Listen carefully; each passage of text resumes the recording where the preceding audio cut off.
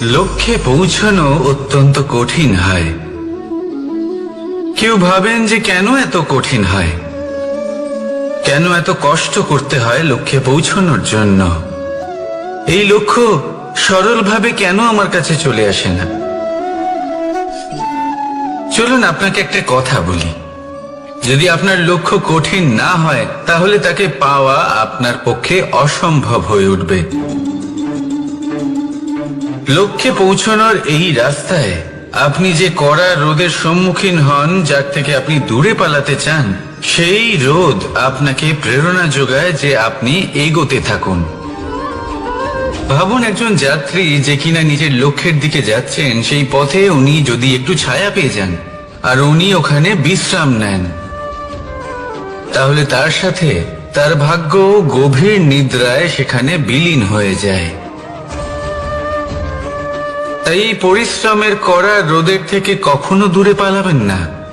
জীবনে শুধু সামনে এগোতে থাকুন দৃঢ়তার সাথে।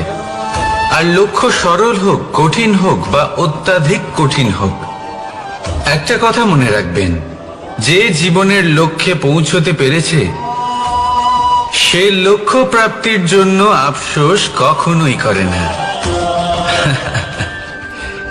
রাধা রাধা। ধৈর্য, এই ধৈর্য কি কোনো গুণ, কোনো অনুভূতি, কোনো দৃষ্টিভঙ্গি? আমার জন্য ধৈর্য এক বাহন। আপনি হয়তো ভাবছেন এই কেমন বাহন?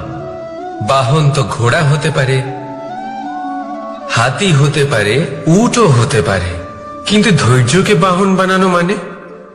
চলুন আপনাকে একটা কথা বোঝাই। পৃথিবীতে এমন কোনো বাহন নেই যে তার আরোহীকে আছড়ে ফেলেনি। সেটা উট হোক বা হাতি হোক বা ঘোড়া হোক, চলতে চলতে কখনো নড়বড় করেই বসে। তারপর সেই আরোহী পড়ে কারোর পায়, তারপর পড়ে তার নিজের নজরে। কিন্তু ধৈর্যরূপী বাহন কখনো কাউকে ফেলে না, কখনো না। না সেই আরোহী কারোর পায়ে পড়ে আর না তো নিজের নজরে। কারণ ধৈর্য আপনাকে বিবেক প্রদান করে, বিবেক আপনাকে পরিকল্পনায় সাহায্য করে, আর পরিকল্পনা প্রদান করে আপনাকে শক্তি আপনার লক্ষ্যের দিকে অগ্রসর হওয়া। বুঝলেন? ধৈর্যকে সঙ্গে রাখুন, নিজেকে আরো ধৈর্যশীল করে তুলুন। এই ধৈর্যের সাহায্যে আরোহণ করে দেখুন কিভাবে এই বাহন আপনাকে আপনার গন্তব্যে পৌঁছে দেবে। রাধা রাধা। সংসারে এমন একটা ভ্রান্ত ধারণা রয়েছে যে সবকিছু ভাগ্যের দ্বারা পাওয়া যায়, কিন্তু ভাগ্য, প্রারব্ধ এ তো সকলের জন্যই সমান হয়। এটা তো ব্যক্তির উপরে নির্ভরশীল হয়, তার আকাঙ্ক্ষার উপরে নির্ভরশীল হয়, বাসনার উপরে নির্ভরশীল হয়, স্বভাবের উপরে নির্ভরশীল হয় যে উনি সেটা নিয়ে কি করেন। দেখুন, এই প্রসাদ কিন্তু সকলকেই দেওয়া হয়, কিন্তু তা গ্রহণ করবেন কিভাবে সেটা ব্যক্তির উপরে নির্ভর করে। আপনাকে এক উদাহরণ দিই। যেমন ধরুন, দুজন মানুষকে আমি একটা করে মাটির ডেলা দিলাম, সেটা নিয়ে তারা কি করবেন? একজন মানুষ তার ছোট ছোট ডেলা বানাবেন আর পথযাত্রীদের ওপরে ছুঁড়ে মারবেন, হাসি ঠাট্টা করবেন, তাদের বস্ত্র নোংরা করে দেবেন, সেটাতেই উনি আনন্দ পাবেন। অন্যদিকে দ্বিতীয় ব্যক্তি সেই মাটির ডেলা দিয়েই নিজের জন্য একটা কুঁড়ে ঘর বানাবেন। সেই কুঁড়ে ঘর যা রোদেতে, বৃষ্টিতে, ঝড়ে তাকে সুরক্ষিত রাখবে। অনুভূতি, এই অনুভূতি বদলাতে শিখুন। এই অনুভূতি অত্যন্ত গুরুত্বপূর্ণ। ভালোবাসাতেও এই অনুভূতি হলো অত্যন্ত গুরুত্বপূর্ণ। ভালোবাসা সে বন্ধুর সাথে হোক, মা বাবার সাথে হোক, ভাই বোনের সাথে হোক, স্ত্রীর সাথে হোক, যে কারোর সাথে হোক, মনে রাখবেন এই হলো সেই অনুভূতি যা আপনার ভাগ্য নির্ধারণ করে থাকে। তাহলে আসুন আমার সাথে প্রেমের অনুভূতি নিয়ে বলুন, রাধা রাধা। লক্ষ্য, পথ, আর সাফল্য, এই তিনটেই একে অপরের সাথে জড়িত। কিন্তু অনেকবার মানুষ এদের ঠিকভাবে বুঝতে পারেন না। তারা ভাবেন যে যেরকম লক্ষ্য হবে সেরকমই পথ হবে, সেই মতোই লক্ষ্য কঠিন হলে পথ কঠিন হবে, লক্ষ্য সরল হলে পথও সরল হবে। যদি আপনাকে আসল সত্যের সাথে অবগত করাই, তাহলে দেখবেন সবকিছুই এর উল্টো। লক্ষ্য নিজের পথ বানায় না, পথ সেটাই যেটা আপনি স্বয়ং নির্বাচন করে আপনি নিজে বানান। সেই অনুসারেই আপনি আপনার লক্ষ্যে পৌঁছতে পারবেন। সেই জন্য জীবনে যখনই লক্ষ্যে পৌঁছানোর পথের বিষয়ে আপনি কোনো সিদ্ধান্ত নেবেন, তাহলে তা ভেবে চিন্তে নেবেন, কারণ এই পথ অত্যন্ত গুরুত্বপূর্ণ। পথ যদি শুভ হয়, তাহলে লক্ষ্য আপনা থেকেই শুভ হয়ে যায়। তাহলে আসুন আমার সাথে ভালোবেসে বলুন, রাধা রাধা। ভাগ্য আর কর্ম, এই দুই এমন শব্দ যাকে ঘিরে সমগ্র সংসার। কেউ বলে আমার ভাগ্যে এটা ছিল না, যা পেলে আমার জীবন অন্যরকম হতো।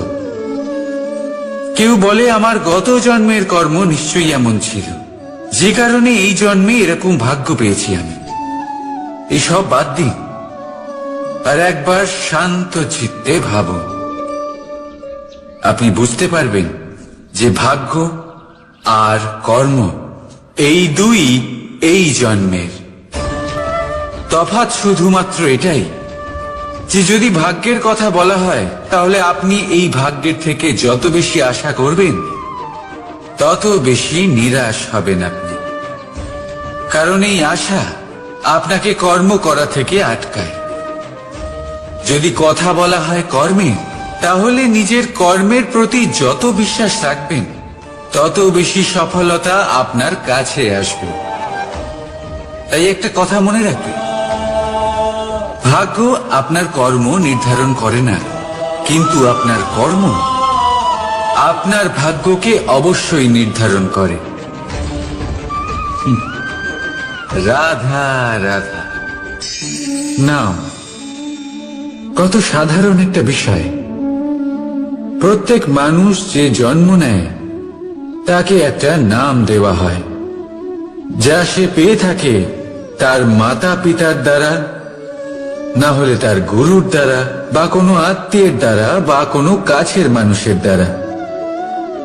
এই নামের সাথে সে আস্তে আস্তে বেড়ে ওঠে। কিন্তু এটাই কি সেই নাম?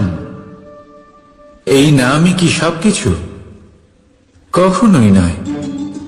একটা নাম সেটা যা আপনি জন্মের সময় লাভ করেন, যে নামে আপনি কর্মের পথে অগ্রসর হন। আরো একটা নাম সেটা যা আপনি আপনার কর্মের দ্বারা অর্জন করেন। আর এই নামেই আপনাকে সবাই যুগ যুগ ধরে মনে রাখে। আপনার আসল নাম সেটা নয় যা আপনাকে জন্মের সময় দেওয়া হয়েছিল। আপনার আসল নাম সেটা যেটা আপনি আপনার কর্ম দ্বারা লাভ করেছেন। কারণ সেই লাভের পেছনে প্রচুর প্রয়াস লুকিয়ে থাকে, অনেক পরিশ্রম লুকিয়ে থাকে। কিন্তু যদি আপনি চান যে মানুষ আপনার নাম মনে রাখে, তাহলে আপনাকে কর্মের পথে অগ্রসর হতেই হবে। শুভ কর্ম করতে হবে, অনর্গল চেষ্টা করে যেতে হবে, মহান কাজ করতে হবে। আর বিশ্বাস করুন, আপনি একটা মহান নামের ফল অবশ্যই লাভ করবেন। রাধা রাধা। আমি এখানে একা এই বনে বসে আছি, বাঁশি বাজাচ্ছি। কার জন্য? কে আছেন এখানে? কেউ নেই। আমার প্রজা, আমার রাজ্য, আমার পরিবার আমার থেকে অনেক দূরে আছেন। আমি এখানে একা এই বনে বসে এই আকাশের এই রঙের, গাছের এই সব ফলের, মাটির সুবাসের আনন্দ উপভোগ করছি। কেন? আমি হলাম দ্বারকাধীশ। এমন কি রাজকীয় বা ভৌতিক সুখ রয়েছে যে আমি ওখানে পেতে পারি না? সবকিছুই পেতে পারি, তাও এখানে বনে একা বসে আছি। কোন সুখ খুঁজে চলেছি? একা থাকার সুখ। আমরা প্রত্যেকদিন অনেক মানুষের সাথে, চিন্তাধারার সাথে, কর্মের সাথে, পরিস্থিতির সাথে, সুখ দুঃখের দ্বারা বেষ্টিত থাকি। জীবনের এই চক্রে আমরা জড়িয়ে পড়তে থাকি। যতই আমরা এই সমস্যার সমাধান করি, আমরা ততই এতে জড়িয়ে পড়ি। আমরা এতটাই জড়িয়ে পড়ি যে যখন আমরা আয়নায় নিজেদের দেখি, তখন আমরা নিজেদের চিনতেই পারি না। এমন মনে হয় যেন আমরা নিজেদের হারিয়ে ফেলেছি। সেই জন্য প্রত্যেক দিন আপনি কিছু সময় নিজের সাথে কাটান একান্তে। এটা অত্যন্ত আবশ্যক। নিজের অস্তিত্বের গভীরে গিয়ে দেখতে শিখুন, নিজেকে বুঝুন। অদ্ভুত শান্তির অনুভূতি হবে। যেমন এই বায়ু, এই বৃক্ষ, এই পুষ্প, এই নিসর্গ, এদের মতো আপনিও কখনো একলা হতে শিখুন। কখনো নিসর্গের একটা অংশ হয়ে দেখুন। এই মন প্রসন্ন হয়ে বলবে, রাধা। একবার একটা শেয়াল বনে বিচরণ করছিল। ও একটা ছোট্ট শাবক দেখতে পেল। ও ভাবলো, আজ একেই আমি খাবার হিসেবে গ্রহণ করব। আশেপাশে দেখলো, কেউ দেখছে না তো? কেউ ছিল না। আর সেই শাবকের ওপর আক্রমণ করল, যা হলো একটা ঘোর অপরাধ। বনের নিয়ম অনুসারে আপনি কখনোই শাবকের ওপর আক্রমণ করতে পারেন না। তারপর এই খবরটা যখন রাজা সিংহ জানতে পারলেন, সভার আয়োজন করলেন। কিন্তু সেখানে শেয়াল বলল, আমি তো এরকম কিছু করিনি। কিন্তু যদি আপনি এরকম বলেন, কোনো প্রমাণ দিন, এর কোনো সাক্ষী আছে? তখন রাজা সিংহ পেঁচাকে ডেকে পাঠালেন, যে সেই মুহূর্তে বৃক্ষের শাখার ওপর বসেছিল। সে সব কিছু দেখেছিল। পেঁচা সব সত্যি কথা বলল, আর শেয়ালকে মৃত্যুদণ্ড দেয়া হলো। এবার এই কাহিনী আমি আপনাকে কেন শোনালাম? কারণ মানুষও কখনো কখনো এরকম কর্ম করেন যা শিয়াল করেছে। এটা ভাবেন, কেউ দেখছে না যখন, আমি অনুচিত কর্ম করতেই পারি। কিন্তু না, আপনি যাই করুন না কেন, কেউ না কেউ অবশ্যই তা দেখছে। কোনো ব্যক্তি না হলেও কোনো প্রাণী, না হলে কোনো যক্ষ বা দেব বা প্রেত। যদি এনারা কেউ না দেখেন, তাহলে ধরিত্রী মাতা দেখেন, যেখানে দাঁড়িয়ে আপনি সেই কর্ম করছেন, তাই না? তাই একটা কথা সবসময় মনে রাখবেন, কে দেখছেন কে দেখছেন না, সেই বিষয়ে ভাবা ছেড়ে দিন। এটা খুব সহজ কথা। আপনি যদি উচিত কর্ম করেন, উচিত ফল পাবেন। যদি অনুচিত কর্ম করেন, তাহলে আপনি অনুচিত ফল অবশ্যই পাবেন। সেই জন্য উচিত পথে চলতে থাকুন, উচিত কর্ম করতে থাকুন, আর আমার সাথে ভালোবেসে বলুন, রাধা রাধা। বাহ! পুষ্পের সুবাস আমার খুব ভালো লাগে। অত্যন্ত সুন্দর হয় এই পুষ্প। এইভাবে চারিদিকে পুষ্প দেখে মন আনন্দিত হয়ে ওঠে। এবার আপনারা ভেবে দেখুন, আমার চারিদিকে পুষ্প নয়, আগুন আছে। তাহলে কি হবে? আমার শরীর কি জ্বলে যাবে না? অবশ্যই জ্বলবে। শরীরকে কি আগুনের তাপ সহ্য করতে হবে না? অবশ্যই সহ্য করতে হবে। এটাই হলো প্রকৃতির নিয়ম। এই নিয়ম কিন্তু আমরা সবাই জানি, কিন্তু আমাদের মধ্যে বেশিরভাগ মানুষ এই বিভ্রান্তি নিয়ে বাঁচি যে এই যে প্রকৃতির নিয়ম, তা আমার ওপর প্রযোজ্য নয়। তা কিন্তু নয়।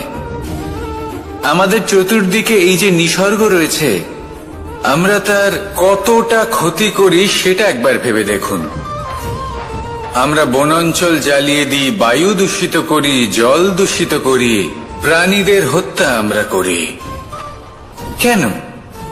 এই নিসর্গ আমরা নষ্ট করি, যদিও আমরা জানি যে আমরাও হলাম এই নিসর্গেরই অংশ। এবার দেখুন, শরীরের কোনো অংশে যদি আগুন ধরান, আস্তে আস্তে সমস্ত শরীরও জ্বলে যাবে। সেইভাবেই নিসর্গ যদি নষ্ট হয়ে যায়, তাহলে মনুষ্য জাতিও নষ্ট হয়ে যাবে। তাই এই যে নিসর্গ আপনি দেখছেন, এই পুষ্প, এই বৃক্ষ, বায়ু, জল, এদের সকলকে রক্ষা করুন, নষ্ট নয়। মনে রাখবেন, যদি নিসর্গ থাকে মানুষ থাকবে, যদি নিসর্গ থাকে তাহলেই জীবন থাকবে।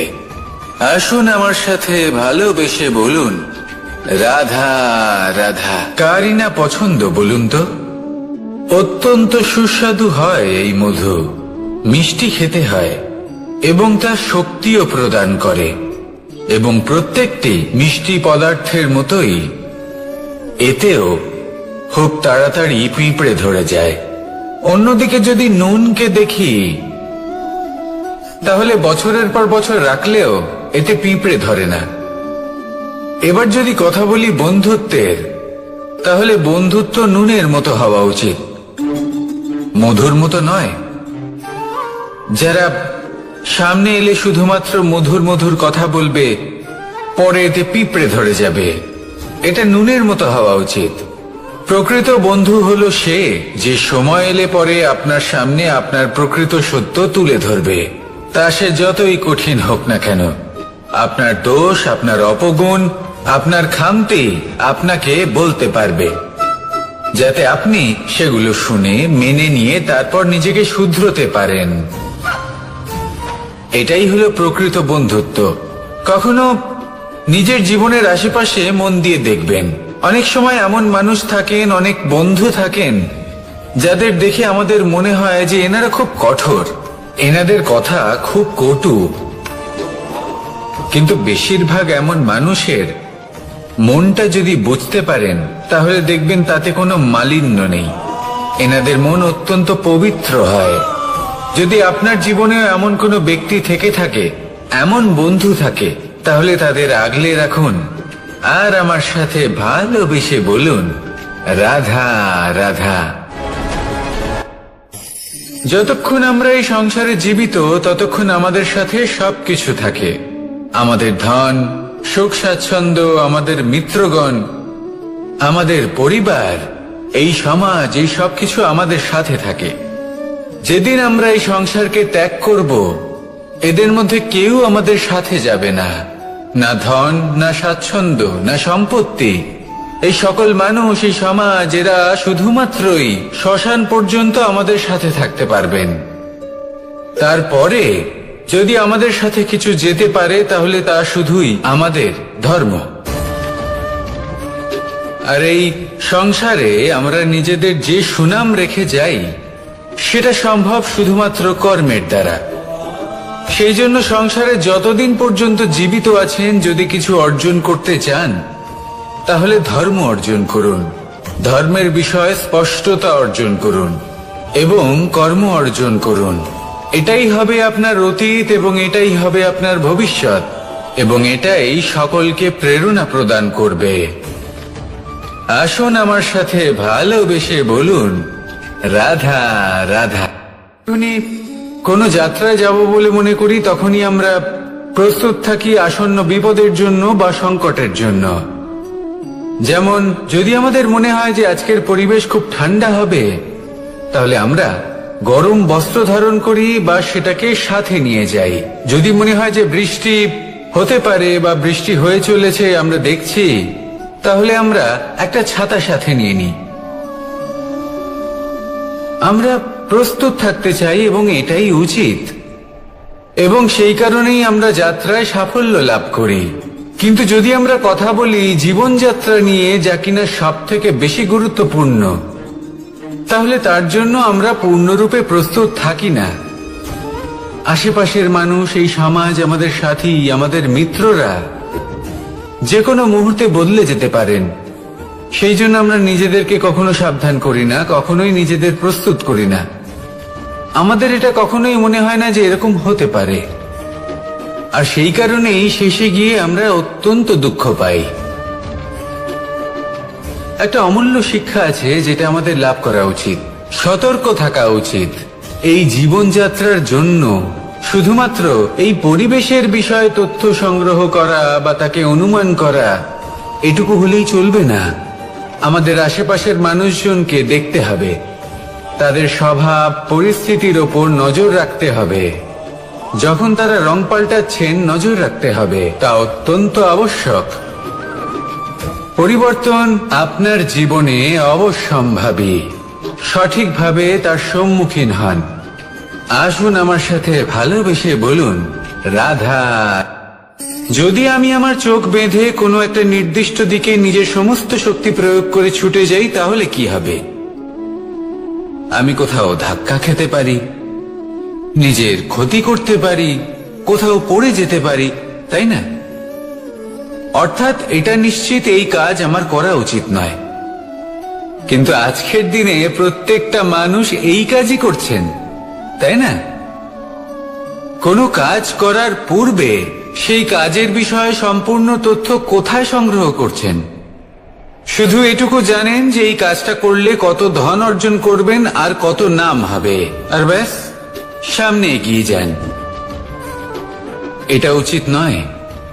পূর্ণরূপে যে কোনো কাজ করার আগেই সেই কাজের বিশ্লেষণ করে নেওয়া উচিত, তা বুঝে নেওয়া উচিত, এবং সেই বিষয়ে অবশ্যই খেয়াল রাখা উচিত যে আপনার শরীর এবং আপনার মন এই কাজ করার জন্য কি প্রস্তুত রয়েছে। যদি তা না হয় তাহলে প্রথমে নিজেকে শুধরে নিন, তারপরে সেই কাজ করুন। যদি এইভাবে জীবনে সামনে এগোন, তাহলে সাফল্যের সম্ভাবনা জীবনে অনেক বেশি বেড়ে যাবে। তাহলে এটাই করুন, আর আমার সাথে ভালোবেসে বলুন, রাধা রাধা। দেখতে গেলে এই সংসার বড়ই সুন্দর, কিন্তু আসল সত্যি এটাই যে সংসারে সবকিছু নশ্বর। যেটা কাল ছিল তা আজ নেই, যা আজ আছে তা কাল ছিল না, আর যা আজ আছে তা কালও থাকবে না। প্রত্যেক মানুষকেই যথাসময়ে কালের কাছে মাথা নত করতে হয়। এই রূপের বিনাশ করে বার্ধক্য, প্রাণের বিনাশ করে মৃত্যু, আলস্য, ঈর্ষা ধর্মের বিনাশ করে, আর ক্রোধ বিনাশ করে সম্পর্কে। কিন্তু এরকম একটা অনুভূতি আছে যা একাই সমস্ত গুণ বিনাশ করতে সক্ষম হয়, আর সেটা হলো অহংকার। তাই জ্ঞানকে নিজের কাছে আসতে দিন, কিন্তু অহংকারকে কখনোই নয়।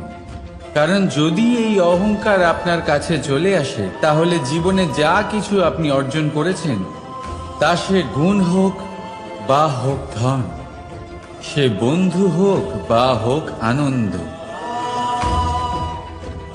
সবকিছু শেষ হয়ে যাবে। রাধা রাধা। এই পাথর দেখতে পাচ্ছেন আপনি? কত গোল, কতটা চকচকে। বাচ্চাদের অনেক সময় এটা নিয়ে খেলতে ভালো লাগে, আর কেনই বা লাগবে না? কতটা সুন্দর আর মসৃণ এটা। কিন্তু আপনি কি কখনো ভেবে দেখেছেন এই পাথর আগে কি ছিল? কোনো বিশাল আকার পর্বত, কোনো বিশাল আকার পাথরের একটা বড় ভেঙে যাওয়া অংশ বিশেষ, যেটা কোনোভাবে নদীতে পড়ে নদীর ধারার সাথে বইতে থাকলো, মাটির সাথে ঘর্ষণ হলো, বালির কণার সাথে ঘর্ষণ হতে থাকলো, আর তারপর ধীরে ধীরে এই আকার পেল। এবার আমরাও এই পাথরের মতোই। তাই মনে রাখবেন, আপনার ব্যক্তিত্ব, আপনার এই স্বরূপ ঈশ্বরের দেওয়া কখনোই নয়। হ্যাঁ, প্রকৃতি অবশ্যই আপনাকে জন্ম দিয়েছেন, কিন্তু আপনি নিজে নিজের ব্যক্তিত্বের রচয়িতা, আর আপনি তা রচনা করেন কঠিন পরিস্থিতির মুখোমুখি হয়ে, সংকটের ধারা পার করে। তাই আপনিও এই পাথরের মতো নিরন্তর চেষ্টা করতে থাকুন। নিজের অস্তিত্ব বজায় রাখুন, এই অস্তিত্বকে মহান করতে থাকুন, আর আমার সাথে ভালোবেসে বলুন, রাধা রাধা। বর্ষাকালে যখন ভয়ানক বৃষ্টি হয়, তীব্র গতিতে যখন হাওয়া চলে, তখন আপনি নিশ্চয়ই দেখেছেন যে পাখিরা, যাদের বাসা মাঝে মাঝে ভেঙে পড়ে, নষ্ট হয়ে যায়। কিন্তু আপনি কি কখনো সেই পাখিদের বিলাপ করতে দেখেছেন? কখনো নয়। যখনই সেই বৃষ্টি থেমে যায়, তারা আবার একটু একটু করে খড়কুটো জোগাড় করে তাদের বাসা বানিয়ে ফেলে। নিজের সংসার সেই রকমই বানিয়ে দেয় যেমন আগে ছিল। এমন কেন? কারণ এই ঝড়ের তাণ্ডবের সাথে সেই পাখিদের কোনো বোঝাপড়া করারই নেই। তারা শুধু সেটাই করতে থাকে যেটা তাদের হাতে আছে, আর সেটাই হলো, আর এটাই হলো সুখী জীবনের মূল মন্ত্র। যেটা আপনার হাতে নেই তা নিয়ে বিলাপ করে আপনার কোনো লাভ হবে না। মনোসংযোগ তাতেই করুন যা আপনার হাতে রয়েছে। যা বদলে গেছে তাকে আপনি আবার বদলাতে পারবেন না, কিন্তু যা আপনি বদলাতে পারবেন তাতে মনোসংযোগ করুন। এই জীবনে একটু ধনাত্মক হয়ে উঠুন, দেখবেন সব শুভ হবে। রাধা রাধা।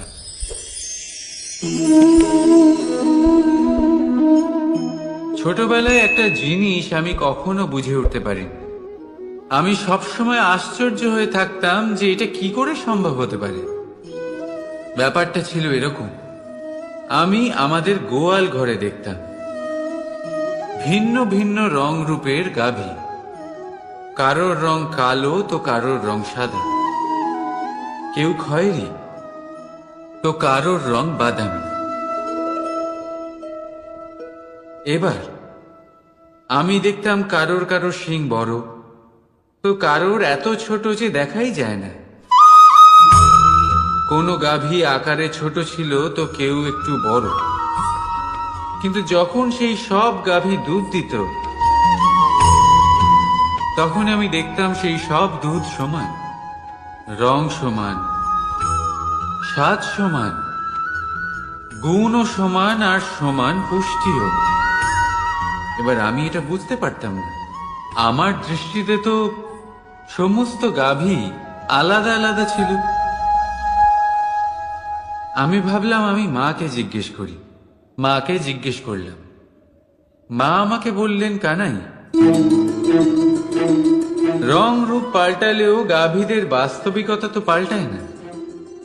গাভী তো গাভীই থাকবে। এবার আমি এটা বুঝতে পারি না যে মানুষ এটা আত্মসাৎ কেন করতে পারে না। দেখুন, রং, রূপ, জাত, ধর্ম, ভাষা, এই সবের উপরে হলো মনুষ্যত্ব। আর মনুষ্যত্বের একটাই ধর্ম, আর সেটা হলো প্রেম। তাই এই প্রেম আপনি সকলের সাথে ভাগ করে নিন, প্রেমের সাথে সকলের সেবা করুন। এই মনুষ্যত্বর অমৃত চেখে দেখুন, আর আপনি বুঝে যাবেন যে আমরা কেউ আলাদা আলাদা নই, আমরা সবাই সমান। রাধা রাধা। সাগর, কত বিশাল হয় এই সাগর! কি না করতে পারে এই সাগর! এক মুহূর্তের মধ্যে সব ধ্বংস করে দিতে পারে, প্রলয় ডেকে আনতে পারে, সংসার মুছে ফেলতে পারে। এই সাগর জীবন জ্যোতি নিভিয়ে দিতে পারে। কিন্তু এই সাগর যা মেটাতে পারে না, তা হলো একজন তৃষ্ণার্তের তৃষ্ণা। অন্যদিকে এই ঘোড়া, যা এতটাই ছোট যে গোপিনীরা একসঙ্গে অনেকগুলো নিয়ে চলতে পারে, কিন্তু এই ছোট ঘোড়া অনেকের তৃষ্ণা মেটাতে পারে। এবার বলুন, জল সাগরেও আছে, আবার এই ঘড়াতেও। তাহলে পার্থক্য কোথায়? এখানে পার্থক্য হলো তাদের আচরণের মধ্যে। একজন মাটির মধ্যে মিষ্টি জল ধরে রাখে, তো আরেকজন নিজের নোনা জলের আঘাতে যে কাউকে মাটিতে মিশিয়ে দিতে পারে। আপনি কি হতে চাইবেন? সাগরের নোনা জল হয়ে কারোর আশা চূর্ণ বিচূর্ণ করে দিতে, নাকি মিষ্টি জলের ঘড়া হয়ে কারোর তৃষ্ণা মেটাতে? সিদ্ধান্ত আপনার। রাধা রাধা। কতবার এমন হয়, আপনি কোনো কাজ করার জন্য কাউকে দায়িত্ব দেন, কিন্তু সেই ব্যক্তি সেই কাজ সম্পন্ন করতে পারে না, অসম্পূর্ণ রেখে দেয়, অথবা ঠিকভাবে করতে পারে না। এবার এই পরিস্থিতিতে কি হয়? আপনি ক্রুদ্ধ হয়ে যান, তার উপরে আপনি রেগে যান, তাকে তিরস্কার করেন, আর তারপরে সেই কাজ সম্পন্ন করতে আপনি নিজেকেই নিযুক্ত করেন, আর শেষ পর্যন্ত সেই কাজ সম্পন্ন হয়েই যায়। এবার এই বিষয়ে সমস্যা সেই ব্যক্তির চেষ্টায় নয়, সমস্যা আপনি যে সেই ব্যক্তিকে ভরসা করলেন তার ছিল। আমরা অন্যের প্রতি ভরসা করাকে প্রথম পদক্ষেপ বানিয়ে, আর নিজের উপরে বিশ্বাসকে শেষ সম্বল। কিন্তু তার বদলে এটাই হওয়া উচিত যে নিজের উপরে ভরসাকে আমরা প্রথম পদক্ষেপ বানাই, তাকে নিজের সহায় মানতে হবে। যদি আপনি এমন করেন, তাহলে পরিণাম আরো সুখকর, আরো আনন্দদায়ক হবে। তাই মনে রাখবেন, এই সংসারে আপনার সব থেকে বড় ভরসা আর কেউ নেই। এই সংসারে আপনার সব থেকে বড় রক্ষাকর্তা আর কেউ নেই, বরং আপনি নিজেই। রাধা রাধা। আসুন আপনাকে একটা প্রশ্ন করছি, সোনা আর লোহার মধ্যে তফাৎ কি? এবার বেশিরভাগ লোকের উত্তর এটাই হবে যে সোনা বহুমূল্য, সোনার মূল্য লোহার থেকে অনেক বেশি। এটা ঠিক, কিন্তু আমাদের এটা ভোলা ঠিক হবে না যে সোনা আমাদের সাজগোজের কাজে লাগে, আমাদের আরো বেশি সুন্দর দেখায়। অন্যদিকে লোহা সেই সৈনিকদের ঢাল ও তলোয়ার হয়ে তাদের রক্ষা করে, যারা আমাদের প্রাণকে রক্ষা করেন। এই সৈনিক না থাকলে আমাদের প্রাণও থাকবে না। এবারে বলুন, সোনার মূল্য বেশি হওয়াতে কি লোহার মূল্য কমে যায়? কখনোই না।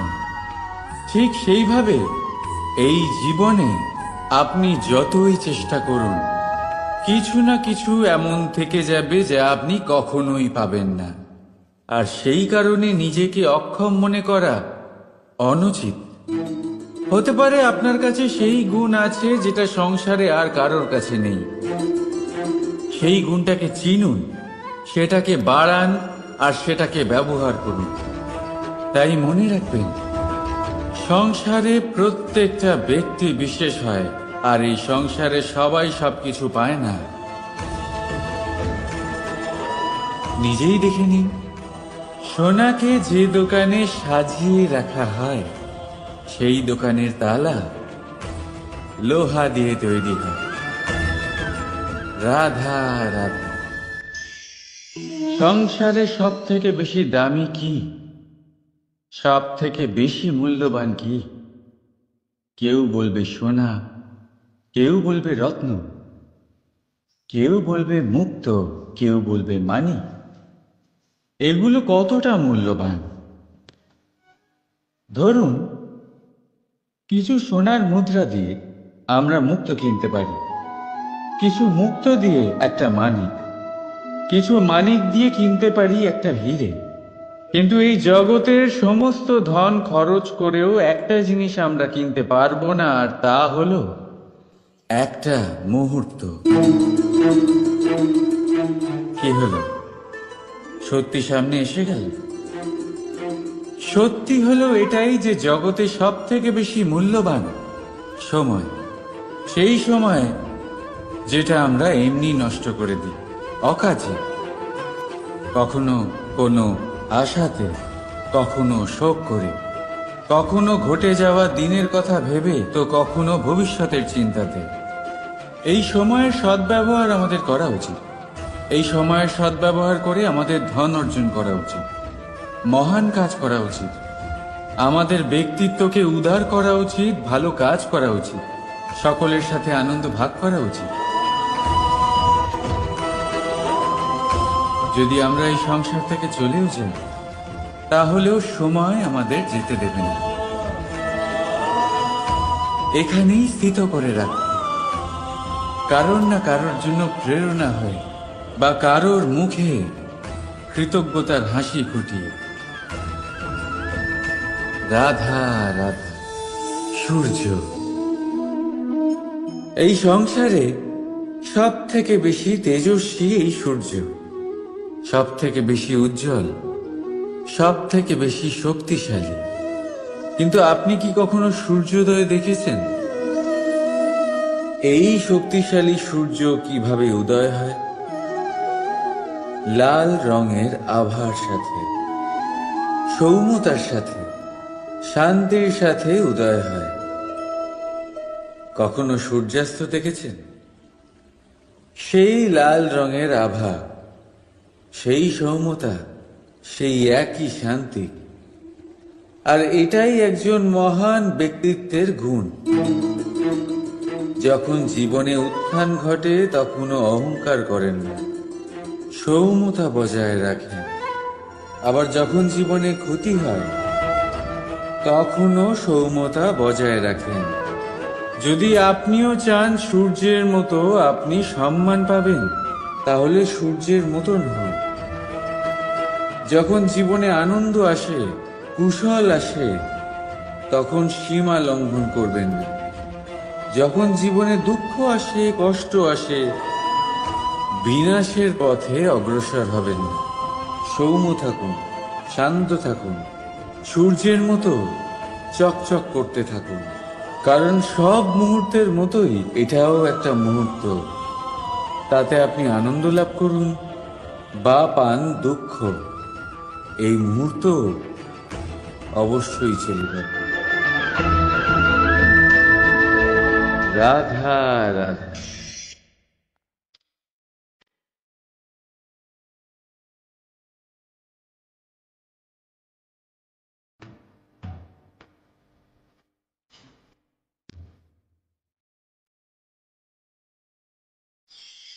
আপনি ওই কথাটা নিশ্চয়ই শুনেছেন, যখন ভগবান একটা দরজা বন্ধ করেন তখন অন্যদিকে অনেক দরজা খুলে দেন। এবার এই দরজা, এই সমস্ত পথ আমরা দেখতে পাই না, অনেক সময় আমরা বুঝতে পারি না, হারিয়ে যায় সব। কখনো কখনো মনে হয় যে এই কথাটাই মিথ্যে, কিন্তু আসলে তা তো নয়। তাহলে হারিয়ে যায় কেন? কারণ আমরা সময় নষ্ট করি এই দরজার দিকে তাকিয়ে থেকে। ভাবি এই বুঝি দরজা খুলবে, এবার দরজা খুলবে। অপেক্ষা করতে করতে আমরা অনেক সময় নষ্ট করে ফেলি। এত সময় নষ্ট করি যে আমরা দেখতে পাই না, খুঁজে পাই না সেই সমস্ত দরজা আর পথ যা আমাদের জন্য খোলা রয়েছে। যদি খুঁজেই না পাই তাহলে তা ব্যবহার করব কি করে? মনে রাখুন, ভগবান সব সময় আমাদের সাথে রয়েছেন, আমাদের সাহায্য করছেন। এই পথ সব সময় আছে, সর্বত্র আছে। দরকার রয়েছে শুধুমাত্র দৃষ্টির, দৃষ্টিভঙ্গি এবং ভাবনা। এই দৃষ্টিকে বিস্তৃত করুন, এই দৃষ্টিভঙ্গিকে ধনাত্মক করে তুলুন, আর এই ভাবনা, এর সীমা একটু বাড়িয়ে তুলুন। তারপর দেখবেন সব খুঁজে পাবেন। আসলে কি, এই যে ঈশ্বর, এই যে পরমাত্মা, তা আমাদের সাথে রয়েছে, আমাদের মনের মধ্যে রয়েছে। যিনি তাকে মন থেকে চাইবেন তিনি তাকে মনের মধ্যে অবশ্যই খুঁজে পাবেন। যদি উনি মন থেকে চান পথ খুঁজে পেতে, তাহলে তিনি অবশ্যই পথ খুঁজে পাবেন। তাহলে আসুন আমার সাথে ভালোবেসে বলুন, রাধা রাধা। ভয়ের সাথে আমরা সবাই পরিচিত, কষ্টও আমরা সবাই পেয়েছি। কখনো কখনো আমরা অসুস্থ হয়ে পড়ি, আর এমন সময় হলে মাতার মমতা, কখনো বাবার স্নেহ, কখনো বন্ধুদের পাশে থাকার অনুভূতি আমাদের রোগ নিরাময়ে সাহায্য করে। কখনো যদি আমরা নিরাশ হয়ে পড়ি, তখন যদি আমাদের কোনো আপনজন আমাদের দুটো ভালো কথা বলে, তখন আমাদের মনোবল বেড়ে যায়। ঠিক তেমন সংসারের এই রঙ্গমঞ্চে যদি আপনি পীড়িত অনুভব করেন, কিছু শুভ কথা আলোচনা করুন, কিছু স্তুতি গান করুন, কিছু মুহূর্তের জন্য হলেও নিজের ইষ্টদেবের কথা স্মরণ করুন আর প্রার্থনা করুন। সাহস বাড়বে, শক্তিও বৃদ্ধি পাবে এবং সামনে এগিয়ে চলার পথও দেখতে পাবেন। তখন এই মন প্রসন্ন হয়ে বলবে, রাধা রাধা।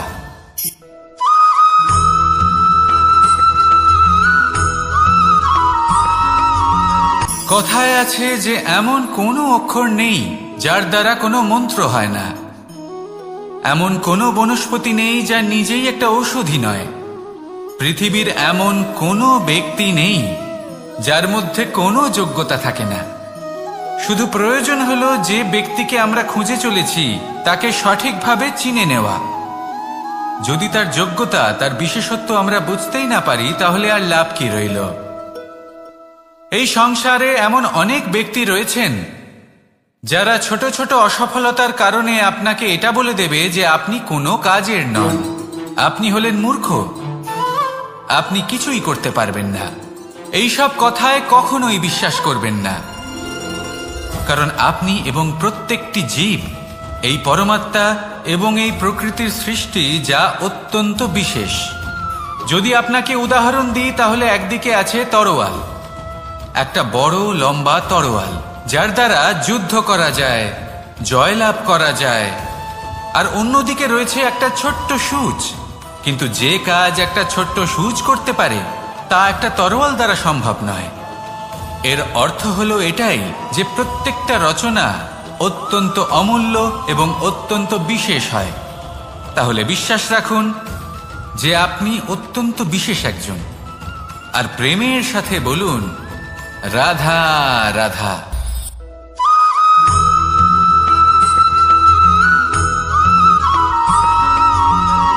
কেউ বলে জীবন খুব ক্ষণস্থায়ী, কেউ বলে জীবন হলো একটা সুন্দর স্বপ্নের মতো, আবার কেউ বলবে জীবন হলো এক কঠোর সত্য।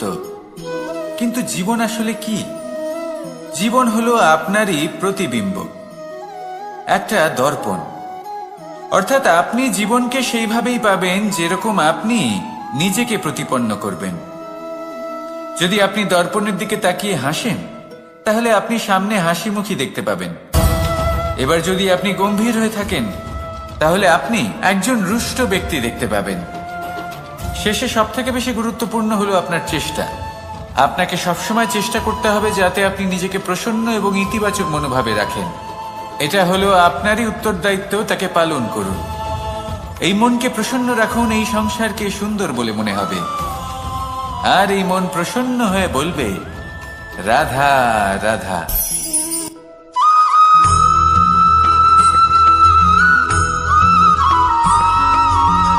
আপনি কখনো কোনো বাজকে নিজের বাসা বানাতে দেখেছেন?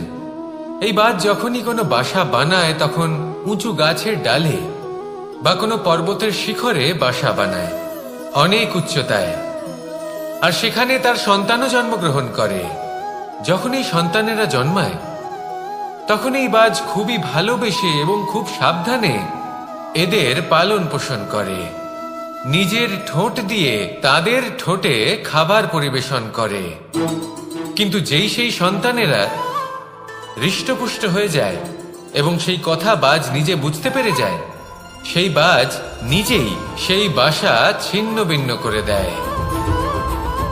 সেই সন্তান যাদের সবেমাত্র ডানা গজিয়েছে, কিভাবে উড়তে হয় তারা জানে না, সেই সন্তানগুলিকে উচ্চতা থেকে ঠেলে দেয়। সেই সন্তান প্রথমে ভয়ভীত হয়ে যায়। তারা সামনে মৃত্যুকে দেখতে পেয়ে ভয়ের কারণে তাদের ডানা ঝাপটাতে থাকে, আর সেই প্রক্রিয়াতেই সেই সন্তানগুলি উড়তে শুরু করে দেয়। এবার এই ঘটনায় আমরা কি শিক্ষা পেতে পারি? এটাই, যদি আপনি মাতা পিতা হন তাহলে নিজের সন্তানকে অবশ্যই স্নেহ করুন, কিন্তু তাদেরকে নিজের আঁচলের তলায় বেঁধে রাখবেন না। যদি আপনি চান আপনার সন্তান জীবনে উন্নতি করুক, তাহলে নিজের মুঠো থেকে তাদের স্বতন্ত্র করে দিন, এই সংসারে সংঘর্ষ করতে দিন। সেই সন্তান নিজেই বুঝতে পারবে যে জন্মের সময় পাওয়া ডানা কি করে ব্যবহার করতে হয়, আর আপনার চোখের সামনে আপনার সন্তান এই আকাশে উড়তে থাকবে। তাহলে আসুন আমার সাথে ভালোবেসে বলুন, রাধা রাধা।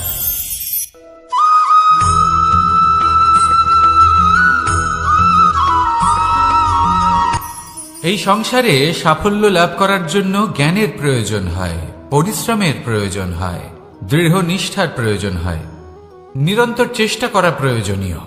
কিন্তু আরো কিছু আছে যা অত্যন্ত প্রয়োজনীয় এবং গুরুত্বপূর্ণ।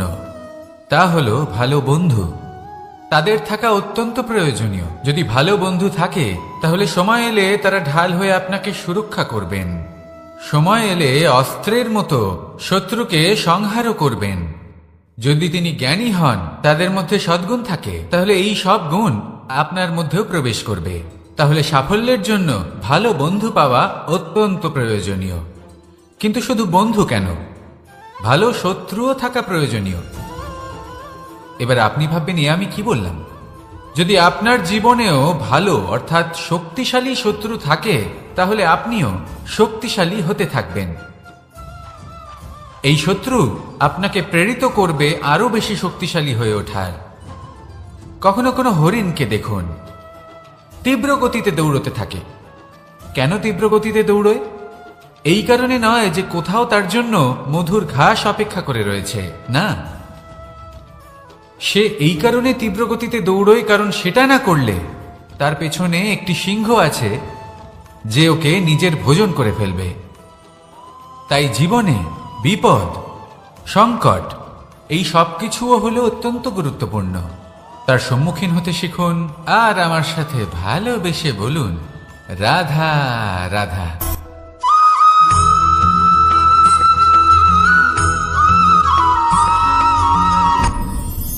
আপনি কি কখনো কোনো জলের ধারা দেখেছেন? তার সামনে যতই মাটি থাকুক না কেন, যতই কাদা থাকুক না কেন, যখন এই জলের ধারা বইতে আরম্ভ করে দেয়, তাহলে নিজের মনের, নিজের ভাবনার, নিজের জীবনের যত অনাবশ্যক তত্ত্ব আছে, অনুপযোগী অংশ রয়েছে, অর্থাৎ অপরিষ্কার অংশ রয়েছে, তা নিজে থেকেই নির্মল হয়ে উঠবে। আর যেরকম জলের ধারা কখনো থেমে থাকে না, সব সময় বয়ে চলে, সেইভাবে আপনিও কখনোই থামবেন না। সবসময় বয়ে চলুন, এগোতে থাকুন। পথে যদি অনেক বিপদ আসে, সমস্যা আসে, থামবেন না, তার উপর নিরন্তর প্রহার করুন, নিরন্তর প্রয়াস করুন আর অগ্রসর হন। আপনি ভেবে দেখুন, এই জলের ধারা কখনো থেমে থাকে না, সবসময় বয়ে চলে, বিপদের সম্মুখীন হয়ে তাকে সাথে বয়ে নিয়ে চলে। সেই জন্য জলের ধারা, প্রবাহমান এই ধারা, এর থেকে কখনো দুর্গন্ধ আসে না, এতে কখনো ময়লা জমতে পারে না, বরং পালিত হয় সুন্দর প্রাণবন্ত জীবজন্তু, যেমন সুন্দর ছোট মাছ। তাই আপনিও এটাই করুন, কখনো থামবেন না, শুধু চলতে থাকুন, জলের ধারার মতো বইতে থাকুন। আপনি আপনার লক্ষ্য অবশ্যই খুঁজে পাবেন, আর তার সাথে নিজের অন্তরের যে মালিন্য রয়েছে তা আপনি নিজেই নিজের থেকে দূরে করে দেবেন। তাহলে আসুন আর আমার সাথে ভালোবেসে বলুন, রাধা রাধা।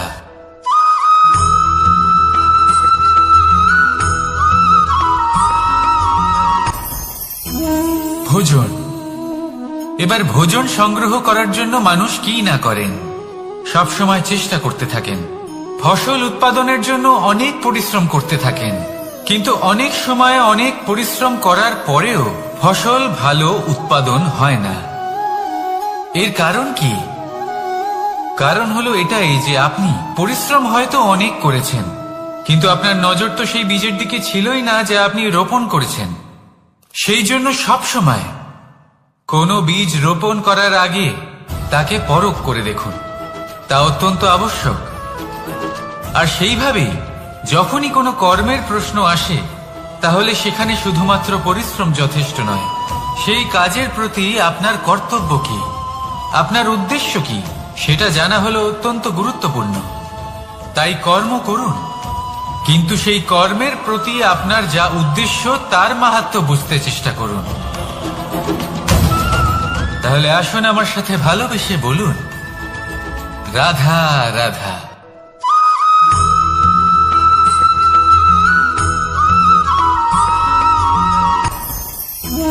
ভোজন। এবার ভোজন সংগ্রহ করার জন্য মানুষ কি না করেন, সব সময় চেষ্টা করতে থাকেন। ফসল উৎপাদনের জন্য অনেক পরিশ্রম করতে থাকেন, কিন্তু অনেক সময় অনেক পরিশ্রম করার পরেও ফসল ভালো উৎপাদন হয় না। এর কারণ কি? কারণ হলো এটাই যে আপনি পরিশ্রম হয়তো অনেক করেছেন, কিন্তু আপনার নজর তো সেই বীজের দিকে ছিলই না যা আপনি রোপণ করেছেন। সেই জন্য সব সময় কোনো বীজ রোপণ করার আগে তাকে পরখ করে দেখুন, তা অত্যন্ত আবশ্যক। আর সেইভাবেই যখনই কোনো কর্মের প্রশ্ন আসে, তাহলে সেখানে শুধুমাত্র পরিশ্রম যথেষ্ট নয়। সেই কাজের প্রতি আপনার কর্তব্য কি, আপনার উদ্দেশ্য কি, সেটা জানা হলো অত্যন্ত গুরুত্বপূর্ণ। তাই কর্ম করুন, কিন্তু সেই কর্মের প্রতি আপনার যা উদ্দেশ্য তার মাহাত্ম্য বুঝতে চেষ্টা করুন। তাহলে আসুন আমার সাথে ভালোবেসে বলুন, রাধা রাধা।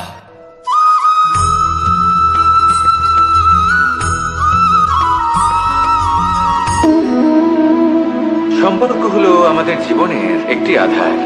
কিছু সম্পর্ক এমন যা আমরা জন্মসূত্রে লাভ করি, যেমন পরিবার, মা, বাবা। কিছু সম্পর্ক আছে যা আমরা জীবনে অর্জন করে থাকি, তা সে প্রেমের হোক, স্নেহের হোক বা বন্ধুত্বের।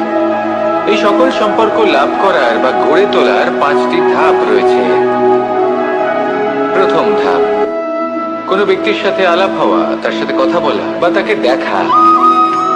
দ্বিতীয় ধাপ, সে ব্যক্তিকে আমাদের ভালো লাগা। তৃতীয় ধাপ, আমাদের এটা চাইতে শুরু করা যে জীবনে এই ব্যক্তি যেন আমাদের বন্ধু হন, আমাদের জীবনে থাকেন, বা আমাদের কাউকে ভালোবেসে ফেলা। আর এটা আমাদের ভাবা বা চাওয়া যে সেই ব্যক্তি যেন আজীবন আমার সাথে থাকেন, আমার জীবনে আমার সাথী হয়ে। চতুর্থ ধাপ, লাভ করা। এবার এই ধাপটি অনেক মানুষের পক্ষেই খুবই সরল হয়, বড়ই সরলভাবে নিজেদের সঙ্গীকে লাভ করে থাকেন। কিছু মানুষের জন্য এই ধাপ অত্যন্ত কঠিন হয়ে থাকে। অনেক প্রতিকূল পরিস্থিতির উপর জয়লাভ করে তারা সঙ্গীকে লাভ করেন, কিন্তু লাভ অবশ্যই করেন। এরপরে আসে পঞ্চম, অন্তিম এবং সব থেকে গুরুত্বপূর্ণ ধাপ। সেটা হলো সেই সম্পর্ক পালন করা। এটা হলো এমন এক বিষয় যা প্রত্যেক মানুষের শেখা উচিত।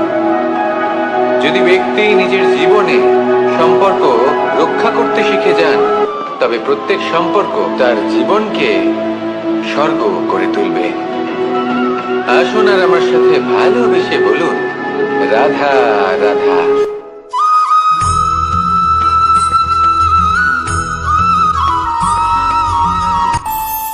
আমাদের মনে যখন কোনো প্রশ্ন ওঠে, কোনো দ্বন্দ্ব জাগে, তখন আমরা যাই আমাদের গুরুর কাছে, আমাদের আরাধ্যের কাছে গিয়ে জিজ্ঞেস করি।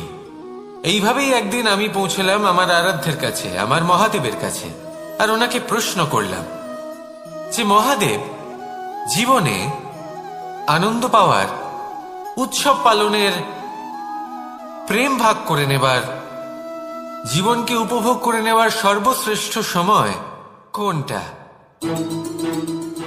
মহাদেব হাসলেন আর উনি বললেন, জীবনে উৎসব পালনের সব থেকে শ্রেষ্ঠ দিন হল মৃত্যুর ঠিক আগের দিনটা।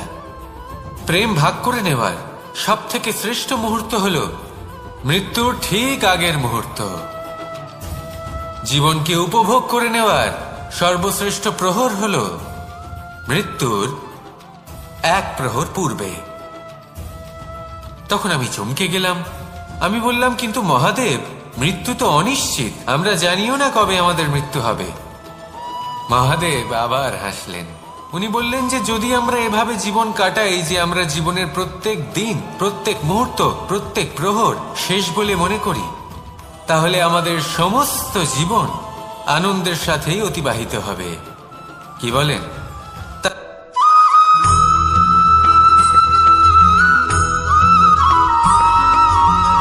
এই সংসারে কোনো বস্তু হোক বা ব্যক্তি হোক, তার একার গুরুত্ব কিন্তু খুব বেশি নয়। একটা উদাহরণ হিসেবে বৃষ্টির ফোঁটাকে ভেবে দেখুন। যদি একটি বৃষ্টির ফোঁটা হয় তাহলে তার খুব বেশি গুরুত্ব থাকে না, কিন্তু যখন সহস্র বৃষ্টির ফোঁটা মেঘের মধ্যে দিয়ে ঝরে পড়ে, তখন সেটা বর্ষার রূপ ধারণ করে। সেই বর্ষা যা এই প্রকৃতিকে শান্ত করে। সেইভাবেই পাথরের ছোট টুকরো, তার খুব বেশি গুরুত্ব থাকে না, কিন্তু যখন অসংখ্য পাথরের টুকরো একত্রিত হয় তখন তা পর্বতের আকার ধারণ করে।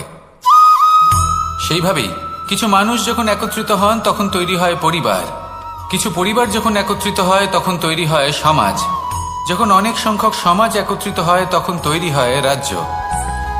এবার এই রাজ্যের সব থেকে গুরুত্বপূর্ণ ব্যক্তি হতে পারেন রাজা, কিন্তু তাও সেই রাজা একা কিছু করতে পারেন না। যুদ্ধ লড়ার সময় তারও নিজের সৈন্যদলকে প্রয়োজন পড়ে। কিন্তু এই সংসারে এমন একজন ব্যক্তি আছেন যিনি একাই সব কাজ করতে থাকেন, এবং সেই ব্যক্তি হলেন মা।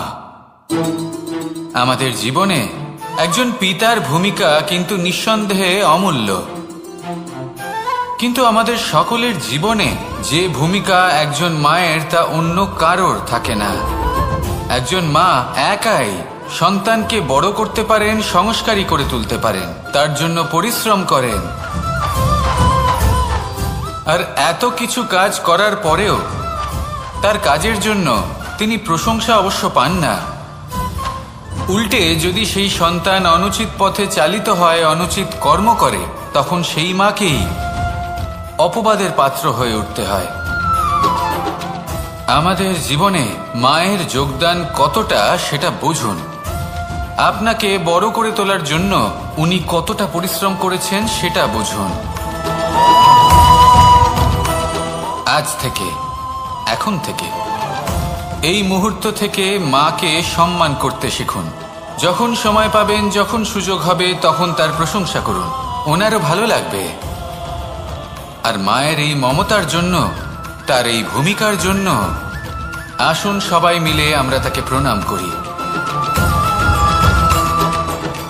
আর সকলে মিলে ভালোবেসে বলি, রাধা রাধা।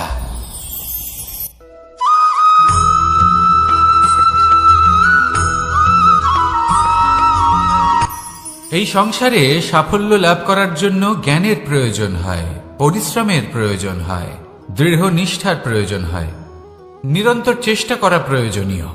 কিন্তু আরো কিছু আছে যা অত্যন্ত প্রয়োজনীয় এবং গুরুত্বপূর্ণ। তা হলো ভালো বন্ধু। তাদের থাকা অত্যন্ত প্রয়োজনীয়। যদি ভালো বন্ধু থাকে তাহলে সময় এলে তারা ঢাল হয়ে আপনাকে সুরক্ষা করবেন। সময় এলে অস্ত্রের মতো শত্রুকে সংহারও করবেন। যদি তিনি জ্ঞানী হন, তাদের মধ্যে সদ্গুণ থাকে, তাহলে এই সব গুণ আপনার মধ্যেও প্রবেশ করবে। তাহলে সাফল্যের জন্য ভালো বন্ধু পাওয়া অত্যন্ত প্রয়োজনীয়। কিন্তু শুধু বন্ধু কেন, ভালো শত্রুও থাকা প্রয়োজনীয়। এবার আপনি ভাববেন, আমি কি বললাম? যদি আপনার জীবনেও ভালো অর্থাৎ শক্তিশালী শত্রু থাকে, তাহলে আপনিও শক্তিশালী হতে থাকবেন। এই শত্রু আপনাকে প্রেরিত করবে আরো বেশি শক্তিশালী হয়ে ওঠার। কখনো কোনো হরিণকে দেখুন, তীব্র গতিতে দৌড়তে থাকে। কেন তীব্র গতিতে দৌড়য়? এই কারণে নয় যে কোথাও তার জন্য মধুর ঘাস অপেক্ষা করে রয়েছে, না। সে এই কারণে তীব্র গতিতে দৌড়য় কারণ সেটা না করলে তার পেছনে একটি সিংহ আছে যে ওকে নিজের ভোজন করে ফেলবে। তাই জীবনে বিপদ, সংকট এই সব কিছুও হলো অত্যন্ত গুরুত্বপূর্ণ। তার সম্মুখীন হতে শিখুন আর আমার সাথে ভালোবেসে বলুন, রাধা রাধা।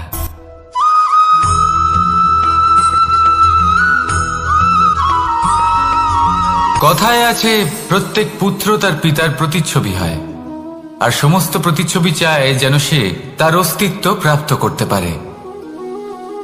পুত্র চায় সে যেন তার পিতার মতো হয়, বা কখনো কখনো তার থেকেও শ্রেষ্ঠ হয়। সেটা কোনো অনুচিত ব্যাপার নয়। অনুচিত তখন হয় যখন পুত্র নিজের পিতার মতো হবার স্বপ্ন পূরণ করতে গিয়ে বা তার থেকেও শ্রেষ্ঠ হওয়ার স্বপ্ন পূরণে অনুচিত পথের আশ্রয় নেয়।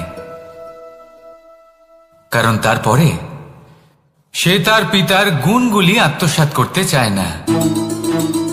সে শুধুই এটা চায় যে সংসারের চোখে যেন আমি শ্রেষ্ঠ প্রমাণিত হই। এটা অনুচিত। সংসারে এমন অনেক মানুষ আছেন যারা এই কারণে শ্রেষ্ঠ হওয়ার চেষ্টা করেন যাতে তার পরিবারের তার পিতার সম্মান বৃদ্ধি পায়। এমনও মানুষ থাকেন, আর এটাই হলো পার্থক্য উদ্দেশ্যের। মনে রাখবেন, যদি আপনার উদ্দেশ্য শুভ হয় তাহলে পথও শুভ হবে, যদি আপনার উদ্দেশ্য অশুভ হয় তাহলে পথও অশুভ হবে। তাহলে নিজের পিতার মতো হবার চেষ্টা অবশ্যই করুন, তার থেকেও শ্রেষ্ঠ হওয়ার চেষ্টা অবশ্যই করুন, কিন্তু মনে রাখবেন আপনার সংকল্প আর আপনার উদ্দেশ্য এই দুই শুভ হওয়া উচিত। তাহলে আসুন আর আমার সাথে ভালোবেসে বলুন, রাধা রাধা।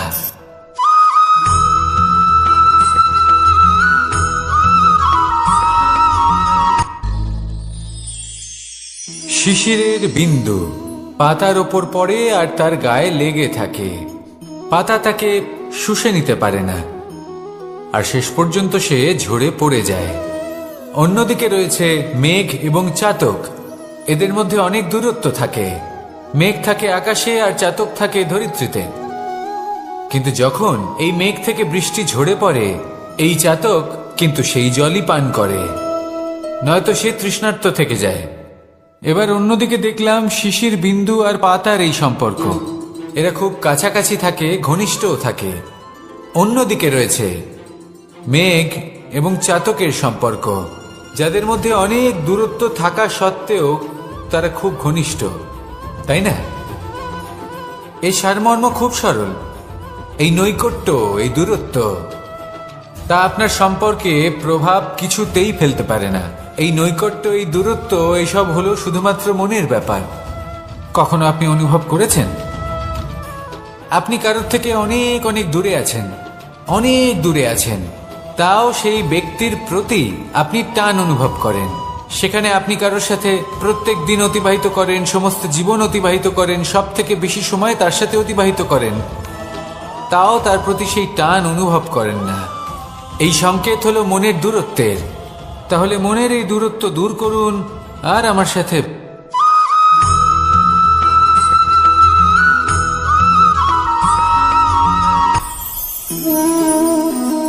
শক্তি এক অত্যন্ত বিচিত্র বস্তু, বা বলতে পারেন অনুভূতি। পিতা সবসময় চান যেন তিনি তার শক্তি পুত্রকে। আসুন আপনাকে সহজে বোঝাই। যদি আপনি সুপাত্র হন আর আপনাকে শক্তি দেওয়া হয়, তাহলে আপনি সেই শক্তির গুরুত্ব বুঝবেন, কোথায় সেই শক্তি প্রয়োগ করা উচিত সেটা বুঝবেন। আর এটা যেহেতু অর্জন করা শক্তি হবে, সেই শক্তির অপব্যবহার হবে না। কিন্তু যদি এই আপনি কুপাত্র হন আর যদি আপনাকে এই শক্তি দেওয়া হয়, তাহলে কি হবে? দেখতে গেলে এই শক্তি আপনি দান হিসেবে পেয়েছেন, তাই না আপনি এই শক্তির গুরুত্ব বুঝবেন আর না এর প্রয়োগ আপনি জানবেন। তার অপব্যবহার হওয়া সুনিশ্চিত। তাই যদি আপনি কোনো শক্তি অর্জন করতে চান, তাহলে আগে তার যোগ্য হয়ে উঠুন। পুত্র নয়, পাত্র হয়ে উঠুন। আর আমার সাথে ভালোবেসে বলুন, রাধা রাধা।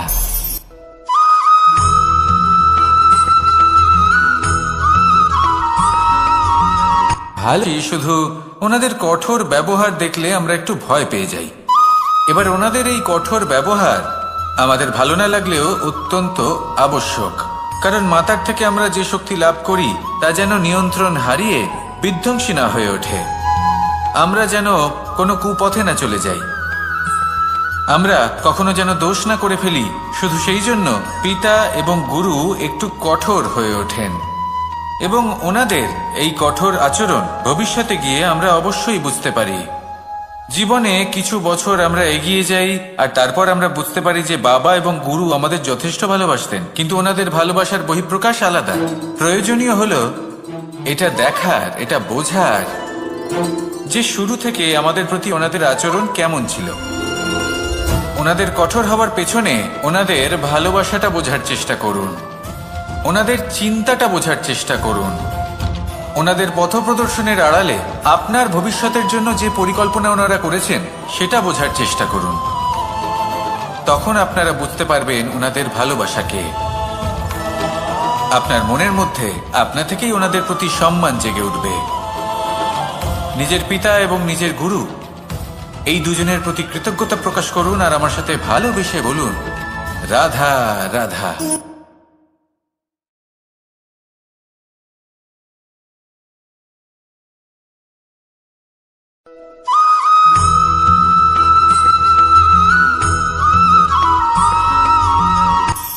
কখনো কোনো বাগানের কোনো বৃক্ষকে দেখেছেন যেখানে সুগন্ধি ফুল থাকে, রসালো ফল থাকে? তখন মন প্রফুল্ল হয়ে ওঠে, মন থেকে সেই বৃক্ষের প্রতি ভালোবাসা জন্মায়। কিন্তু যিনি বাগানের মালিক, শুধুমাত্র তিনিই জানেন যে কিভাবে এই বৃক্ষকে আগলে রাখতে হয়, কিভাবে তার পরিচর্যা করলে এতে সুন্দর সুগন্ধি ফুল হবে, রসালো ফল হবে। কখনো কখনো প্রয়োজনের থেকে বেশি রোদ পেলে এই বৃক্ষগুলি শুকিয়ে যায়, প্রয়োজনের থেকে কম রোদ পেলেও এই বৃক্ষ কিন্তু শুকিয়ে যায়। প্রয়োজনের থেকে কম জল যদি পায় এই বৃক্ষ শুকিয়ে যেতে পারে, প্রয়োজনের থেকে অতিরিক্ত জল যদি পায় তখনও এই বৃক্ষের শিকড়গুলি নষ্ট হয়ে যেতে পারে। এবার এটাই কিন্তু আমাদের সংসারের সাথেও হয়। আমাদের সংসারের সকল প্রতিভাশালী ব্যক্তি, যেমন লেখক, বিচারক, প্রবক্তা, যোদ্ধা, এদের সবার ক্ষেত্রে এই কথাটাই প্রযোজ্য। যদি বেশি প্রশংসা করা হয় তাহলেও এরা হারিয়ে যাবেন। প্রয়োজনের থেকে বেশি যদি নিন্দা করা হয় তখনও তারা নত হয়ে পড়বেন।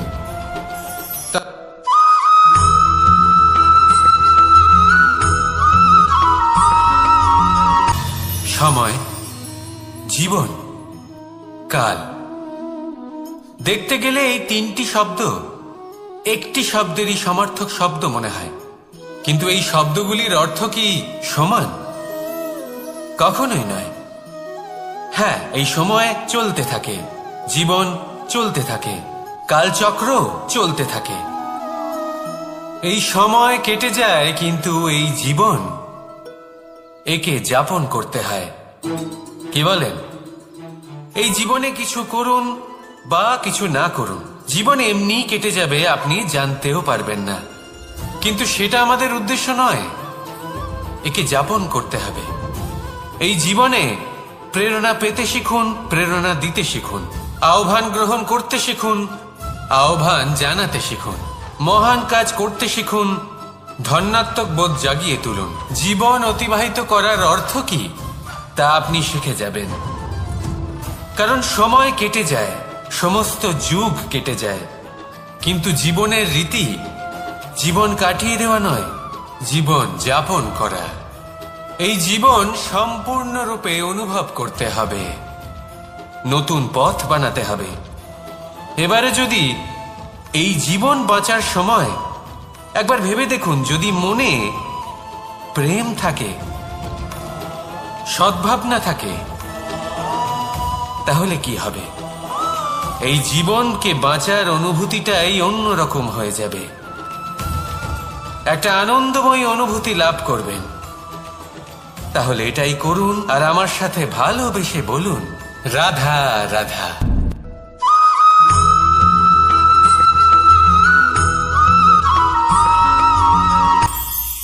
এটা হলো ধান গাছ।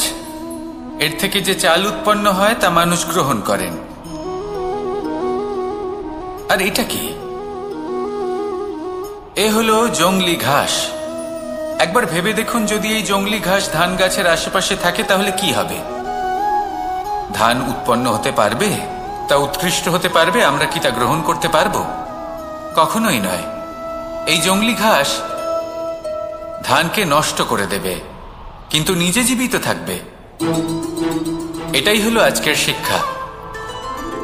এই সংসারে যদি আপনি নীতির পথে চলতে চান, উচিত কর্ম করতে চান, সংসারকে সেবা করতে চান, তাহলে জংলি ঘাসের মতো ব্যক্তিদের থেকে সবসময় দূরে থাকতে হবে।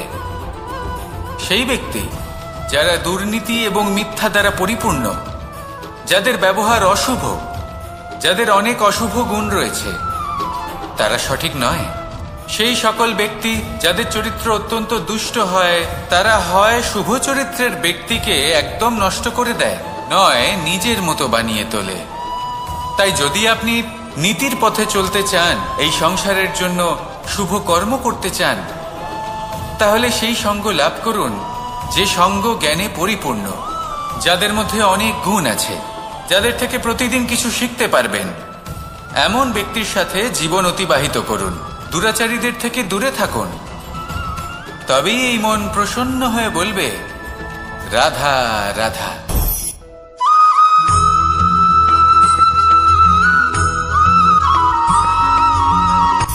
সূচের শেষে একটি ছিদ্র থাকে, যার দ্বারা আমরা এই সুতো পরাতে পারি, আর তারপর সূচের সাহায্যে এই সুতো দিয়ে বস্ত্র সেলাই করা যায়। কিন্তু যদি সুতোটা সোজা করে ধরা না হয়, তাহলে সূচে কখনো এই সুতো পরানোই সম্ভব নয়।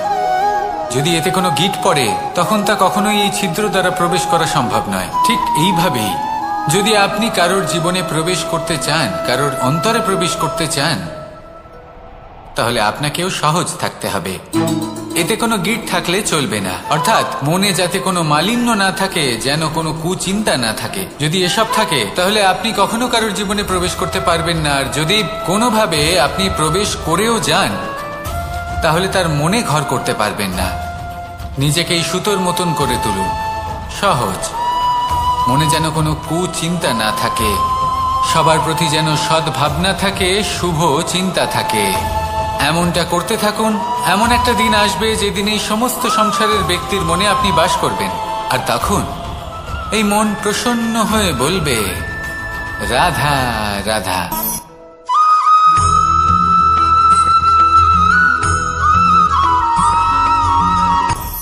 আপনি কখনো পর্বতের শিখরে উঠেছেন? আপনি দেখতে পাবেন পর্বতের পদতলে প্রচুর সুন্দর ফুল রয়েছে, সবুজ বনানী রয়েছে। যত আপনি উপরে উঠতে থাকবেন, তত ফুল কমতে থাকবে, সবুজ বনানী কমতে থাকবে। আরো কিছুটা উপরে উঠলে কাঁটা জাতীয় গাছ দেখতে পাবেন, শুকনো গাছ দেখতে পাবেন। আরো যদি উপরে ওঠেন, তাহলে পাষাণ দেখতে পাবেন। আরো উপরে উঠলে হিমখণ্ড দেখতে পাবেন। এই যে পর্বত, তা মনুষ্য জীবনের সব থেকে উত্তম উদাহরণ। মানুষ যখন সাফল্যের শিখরে পৌঁছতে চান, মহানুভবতার শিখরে পৌঁছতে চান, পথে যত আস্তে আস্তে উপরে উঠতে থাকেন, ততই ভৌতিক বস্তু তার থেকে বিচ্ছিন্ন হতে থাকে।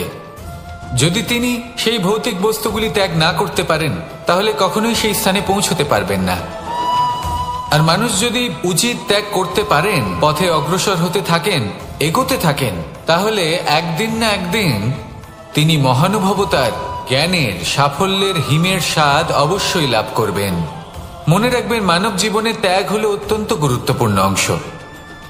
আসুন আমার সাথে ভালোবেসে বলুন, রাধা রাধা।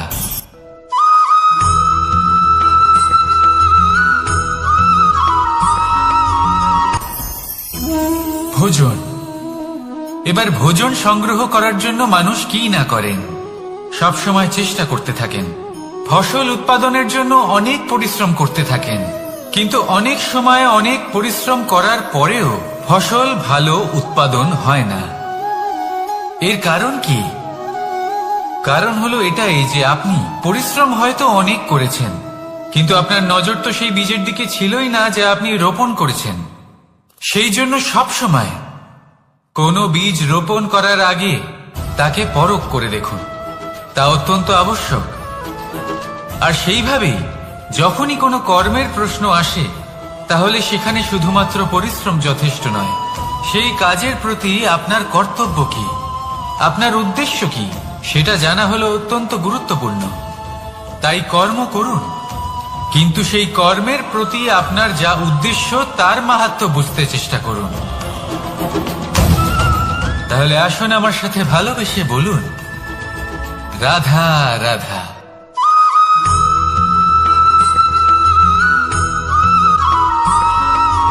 বসন্ত ঋতু, এই সময় মন আনন্দে ভরে থাকে। এমন মনে হয় যেন আমরা আকাশে বিচরণ করতে চলে যাই, কিন্তু সেটা তো সম্ভব নয়। সেই জন্য হয়তো আমরা ঘুড়ি ওড়াই, এই ঘুড়িকে নিজেদের প্রতিরূপ মনে করে। এবার অনেক মানুষ আছেন যারা ঘুড়ি ওড়ান, কিন্তু এই কর্মের সারমর্ম কি সেটা কজন বুঝতে পারেন? আপনি এটা মনে করুন যে আপনি হলেন সেই ঘুড়ি, আর এই সুতো যিনি ধরে রয়েছেন তিনি হলেন পরমাত্মা। আর এই সুতো যেখান থেকে শুরু হয় সেই লাটাই হলো আমাদের কর্মচক্র। এবার আপনি নিজেই অনুমান করুন যে এই উড়ান কার ওপর নির্ভরশীল, পরমাত্মার ওপর আর আপনার কর্মের ওপর। যদি পরমাত্মা আপনার হাত ধরে থাকেন, আপনার সাথে থাকেন, যদি আপনি শুভ কর্ম করতে থাকেন, আপনি এই আকাশে উড়তে থাকবেন। কিন্তু কোথাও কোথাও যদি পরমাত্মার সাথে এই বন্ধন ছিন্ন হয়, আপনার কর্মচক্র খারাপ হয়ে যায় বা থেমে যায়, তাহলে আপনার এই ঘুড়ি কেটে যাবে আর দূরে কোনো গাছের ডালে গিয়ে আটকে যাবে। তাই শুধুমাত্র ঘুড়ি ওড়াবেন না, তার থেকে শিখুন, পরমাত্মার সাহচর্যে থাকুন, সবসময় শুভ কর্ম করতে থাকুন আর সবসময় এই আকাশে উড়তে থাকুন। আসুন আর আমার সাথে ভালোবেসে বলুন, রাধা।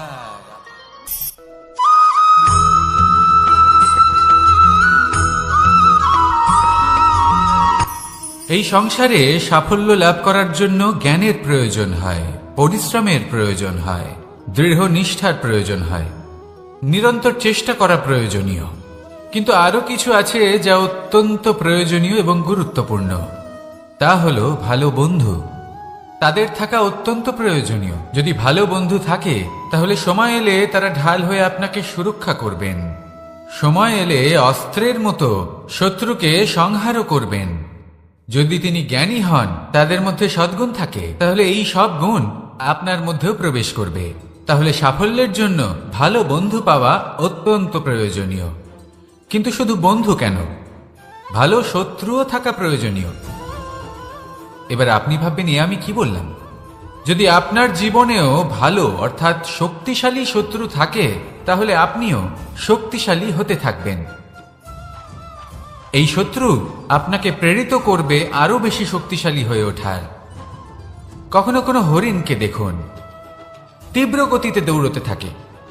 কেন তীব্র গতিতে দৌড়য়? এই কারণে নয় যে কোথাও তার জন্য মধুর ঘাস অপেক্ষা করে রয়েছে, না। সে এই কারণে তীব্র গতিতে দৌড়য় কারণ সেটা না করলে তার পেছনে একটি সিংহ আছে যে ওকে নিজের ভোজন করে ফেলবে। তাই জীবনে বিপদ, সংকট, এই সবকিছুও হলো অত্যন্ত গুরুত্বপূর্ণ। তার সম্মুখীন হতে শিখুন আর আমার সাথে ভালোবেসে বলুন, রাধা রাধা।